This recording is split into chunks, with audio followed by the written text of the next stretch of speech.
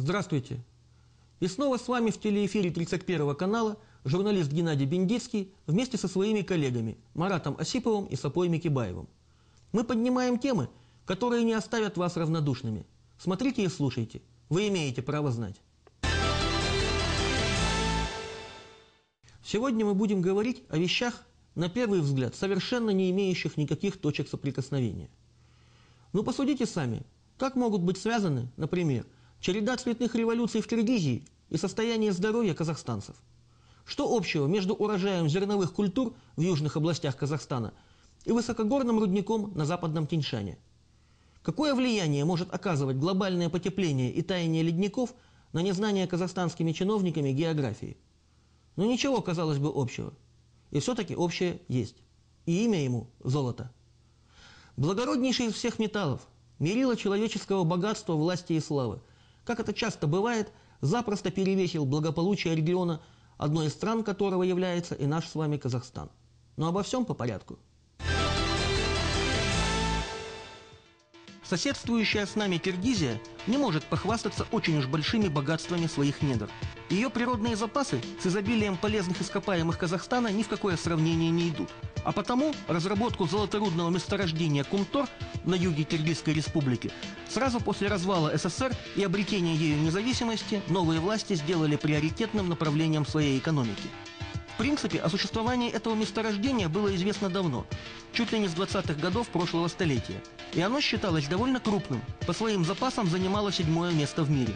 Но разработка его считалась нецелесообразной из-за сравнительно низкого содержания вкраплений золота в руде, всего чуть больше 4 граммов на тонну.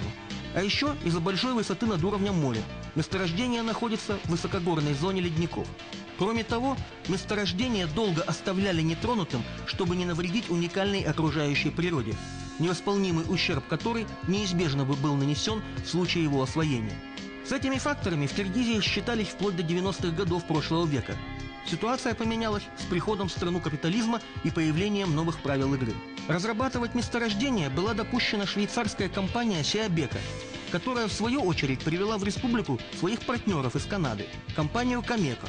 Это потом выяснилось, что у обоих компаний не просто партнерские отношения, а еще и одни и те же владельцы, у которых за душой швейцарского было столько же, сколько и канадского, только паспорта. А в действительности это были наши люди, иммигранты из Советского Союза. Они легко находили общий язык с чиновниками новой формации, не особенно обременялись такими понятиями, как мораль, и действовали по принципу «куй железо, пока горячо». Пардон, речь в данном случае шла о золоте. С 96-го года начиная, это цифры, официальные цифры, мы, Кыргызстан, получили из 258 тонн золота, Кыргызстану как бы досталось тонна 400 килограмм. То есть получается даже 1% нет. А хозяева-то земли, этого золота же кыргызстанцы, наша страна. И получаем, значит, согласно всех вот этих вот последующих договоров и так далее, 33% только нам отходит, Кыргызстану. Поэтому мы считаем, что все-таки все соглашения были, значит, подписаны в интересах каких-то определенных людей, в интересах, меркантильных интересах конкретных людей. И поэтому мы должны были просто продавить этот вопрос в парламенте, чтобы вопросы, все соглашения были пересмотрены. Считается, что выстроенные в годы правления президента Аскара Акаева взаимоотношения с иностранной золотодобывающей компанией для Киргизии были кабальными. И это в 2000-х годах стало разменной монетой в борьбе за власть среди различных местных кланов и политических группировок. Делить золотой пирог чуть ли не ежегодно стало чем-то вроде народной забавы. У нас в Казахстане мало кому приходит в голову, что за многочисленными митингами оппозиции, ставшими уже традиционными беспорядками на улицах Бишкека и штурмами Дома правительства, стоит не что иное, как дележ золота Кумтора. При этом самым спокойным и с политической точки зрения стабильным во всей Киргизии является как раз район, где расположено месторождение. Несмотря на всякие там цветные революции, которые уж по счету смены правительства и свержения президентов, здесь на Кумторе все так же размеренно по дороге в горы поднимаются большегрузные тягачи, везущие на рудник нефтепродукты, оборудование и ядовитые, способные отравить все живое, химикаты. Все, что используется при добыче золота.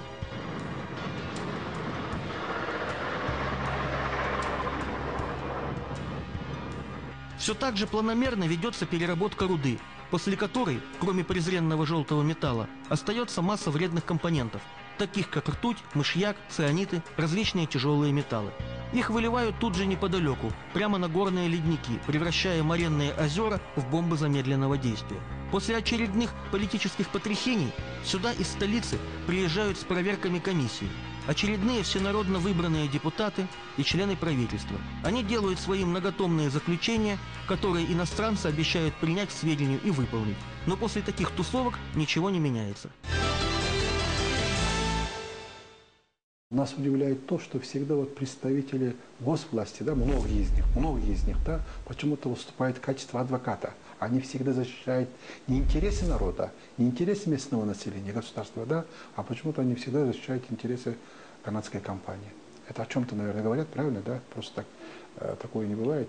Это, во-первых. Во-вторых, климат меняется в худшую сторону. О том, что вот там идет загрязнение рек, в этом районе все знают.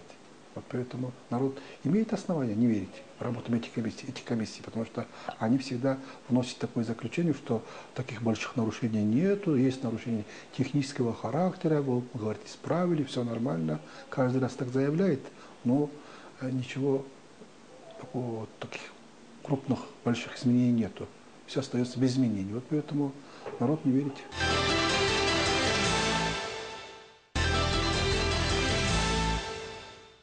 Не политическая ситуация в Киргизии, не то, кому там больший кусок золотого пирога достанется при очередном переделе, нас совершенно бы не интересовали. Как говорится, у нас и своих забот хватает.